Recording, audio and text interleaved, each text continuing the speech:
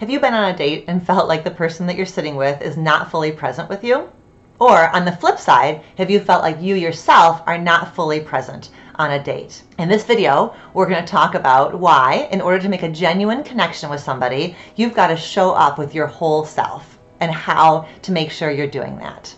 I'm Dr. Alexandra Solomon, a professor, couples therapist, and author who is passionate about helping you have the tools and the insights that you need to create a happy and healthy romantic relationship. Dating has always been confusing and complicated, but in the digital age, it seems like it's even more so. It's beautiful that there's no shortage of apps and tools that people can use to find each other. And there's certainly no shortage of advice and rules for how to make a relationship work.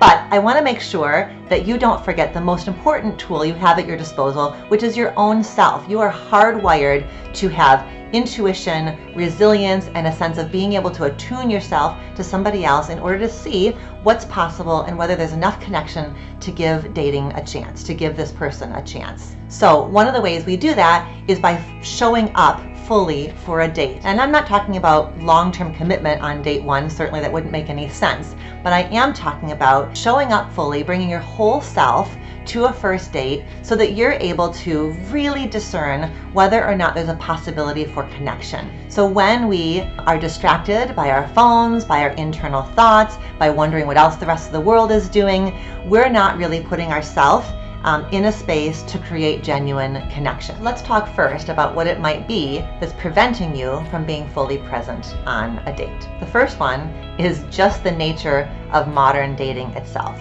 With so many apps and so many possibilities for meeting people, it can make it hard to invest particularly in this one person. There's this looming sense of awareness that there are so many other, fish in the sea, so to speak. So it can make it hard then to bring yourself fully into a space and see what's possible here. Second one is anxiety. There is no doubt that dating and anxiety go hand in hand. And there are plenty of things to be anxious about. Stepping into a new space with a new person with the possibility of finding love is an anxiety-provoking thing. So anxiety sometimes can make us have the urge to check our phone. It can be just hard to tune into somebody else if we're being distracted by our own thoughts. What if there's an awkward pause? What if I have spinach in my teeth? What if I like this person more than they like me? The best thing to do when we're feeling anxious is just notice, there I go again, spinning off into my own world. Take a breath and bring yourself back to the present moment.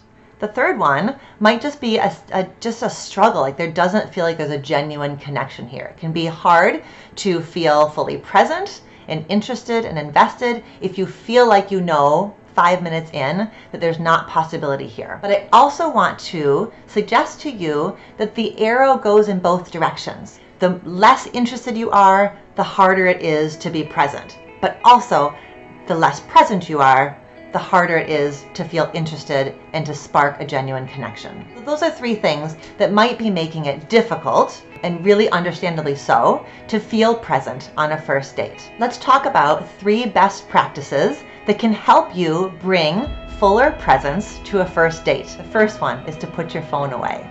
You may already be doing this, and if so, great. But I want to tell you about a research study.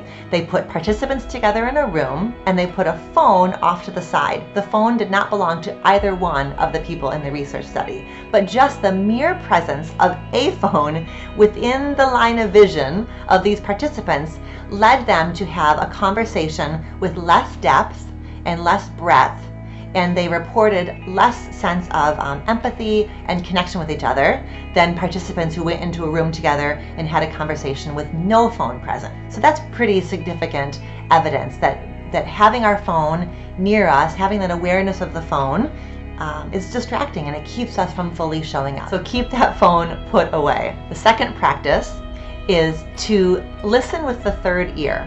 This is a term that we use a lot in the therapy world. Very often when we're listening to somebody, we're formulating what we're going to say next. We're listening to respond.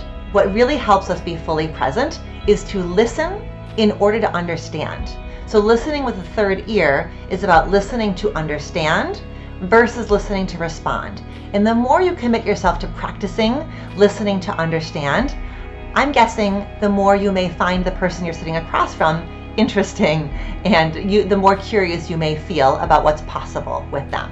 The third practice I want to suggest to you is to shift from a mindset where you're either focusing on how interested am I in you, or a mindset of how interested are you in me, and instead create within yourself a mindset that goes like this. What's possible for us to create in the space between us? Which is really all a romantic relationship is about, is creating again and again and again something interesting, something fun, something juicy in the space between the two of you. So on a first date, it can be really helpful and can make you feel more present if you stop thinking about what are they thinking of me, and stop thinking about what am I thinking of them, and just focus on what are we creating together, what's being generated here. There you have it, brave love warriors.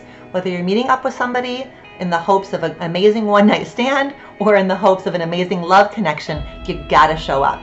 It's like the game you used to play when you were a kid, the hokey pokey. You gotta put your whole self in. Attraction, trust, and connection can only happen when you show up. For more tips and guidance on navigating the confusing world of dating, watch the next video in the playlist.